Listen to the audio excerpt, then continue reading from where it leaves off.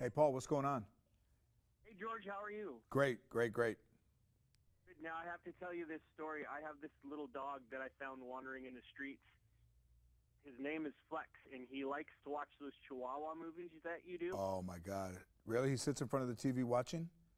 Yeah, he sits and watches this, and now this is what happened last night when we put your show on. He heard your voice. He cocked his head like he heard a siren, and he ran over and he watched your entire show. Oh, my God. That is hilarious. That's hilarious. No lie. Now, you have a fan. That he heard the voice and said, oh, wait a minute, I know that voice. Yes, exactly. He had like this look of recognition on his face. He ran over, sat on my lap, and watched the entire thing. That's awesome, man. That's great. Now, Flex. Well, after 118 episodes and 6 seasons of a very popular sitcom, why did you decide that you wanted to come back for a second show? Because that's always hard for some comedians to do that and find the right show to come back for. Yeah, well, the first one was, I was so green and so new to the format that that it was all kind of a learning experience. So now, 7 years of doing that and really kind of learning the how to build characters and how to create lives, to be able to do it again on a network like FX that allows you to be a little more edgy. And a little more the way I am in stand-up, as opposed to that ABC network TV, which was great for that time. But to put together the cast that I put together with Jen Lyon, who was on Justified, and Olga Meredith, who got nominated for a Tony for In the Heights, and Danny Trejo, and David Zayas.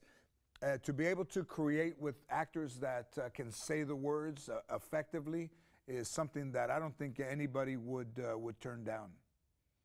Well, and you bring up those guys. I mean, when I saw the cast list, I was just like, well, I'm going to watch it just for everybody that's on the show. Yeah, when we first put the deal together, I really considered, like, I would drive around thinking, how am I going to hold the show off on my own? I mean, how am I going to do this? Not ever thinking that I'd be able to get actors like that to be on the show.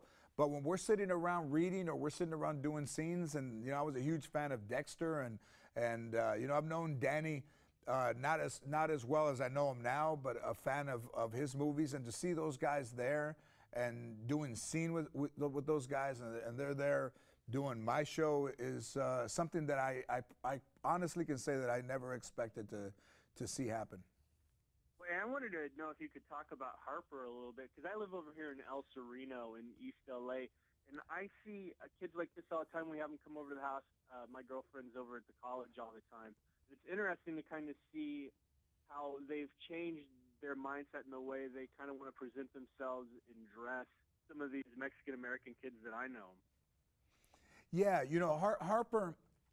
Harper is, he's half Mexican. He doesn't look like he's half Mexican. He doesn't feel like he's half Mexican.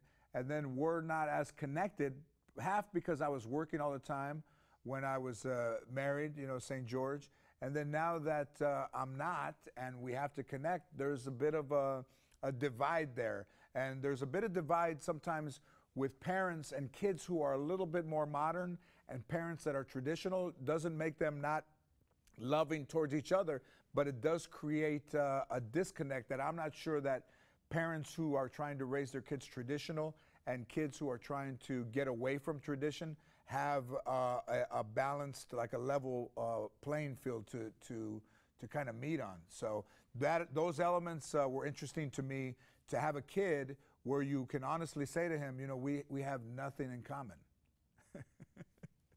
What's interesting to me is I haven't seen this on TV yet, and obviously you picked up on that and some of the other themes in the show. So was that something you were looking at, that you saw that there wasn't any of this on the TV landscape right now, and decided this is the right time to bring some of this stuff out? Yeah. Well, I knew that. I knew that there wasn't that on the landscape. I knew that a marriage between a white woman and a Chicano would be interesting. For him to have succeeded, and for his family to think that he's changed, but he really hasn't changed very much. They think he's changed because he's a success in business, but that doesn't make him a success inside. and then doing stand-up and doing the shows for the years that I've been doing it, and seeing audiences change, and more blending of the cultures and blending of the children, and to see that and the audiences get a little bit younger, I would be a fool not to try to create in that space. Well, it's also interesting. I think this is FX's first multi-camera show, and it's interesting to see kind of a move back towards that. When I talk to my parents and other people's parents, they love those shows. Like Big Bang Theory is the same way, and they sort of don't watch some of the other shows that are more, cinematic in nature. And I'm wondering why you decided to go with a multi-camera show as opposed to something that was a single-camera show. Yeah, Charlie Sheen, anger management is multi-camera. We're in the same hour. FX is trying to build a couple of hours, blocks of multi-camera. Martin Lawrence and Kelsey Grammer are working on a sitcom, them together, that will be in that same space that we're in. If St. George succeeds and goes into the 90, then Martin and Kelsey succeed, then FX is right in there in putting that 2-hour block of multi-camera sitcoms on. And 10 years ago, the single camera was kind of a new thing. But now I think because of How I Met Your Mother and Big Bang Theory, that there's more of an equal balance between successful single camera shows and traditional multi-camera shows. Well, yeah, that's what I see, and it seems like the younger audience is finding those shows and discovering, hey, this is actually something we want to watch, as opposed to the older audience. So it's kind of bringing two audiences together in a way. Yeah, I think ultimately, if the show is funny and well written and the actors connect and people want to see the actors, the material is important, but also people want to have to tune in to see somebody because they like them. And if that's the case here with St. George, it won't matter to really, in the end, whether it was single camera or multi-camera.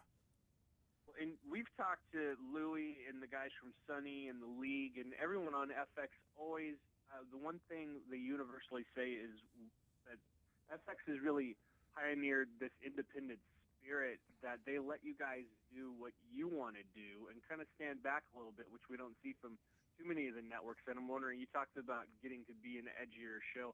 Was that one of the reasons you went to FX, is because they will allow you to have your own voices? Well, when we were pitching St. George, we pitched it to everybody. And there was another network that was close to getting the show. It didn't work out for them. The deal didn't work out. But, FX trusts themselves. They know what works. They know their audience. They're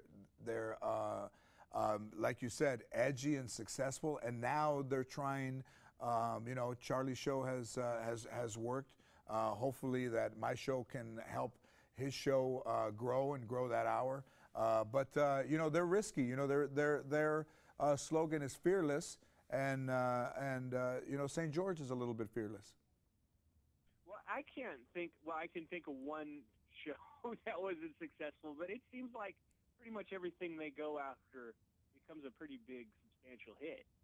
Yeah, their track record is pretty high. Not all shows succeed on networks, but they did FXX. Now they've launched off to another network, and they have enough content for that. So I'm excited. Listen, I couldn't have handpicked a better place, and I'm excited for people to see me come back to TV and to see me come back like this with the group of actors that I've surrounded myself with. Last question real quick. What's different about St. George from the George we knew from the 2002 sitcom? Yeah, George in the other sitcom was, grounded. He was married, he had his kids, and he was trying to become a better father. St. George is trying to become a better man and dealing with the situations that he has to deal with. So, you can try to become a better father and connect with your kids, but they grow up and they move on, and what does that leave you? So he's trying to become an actual better man.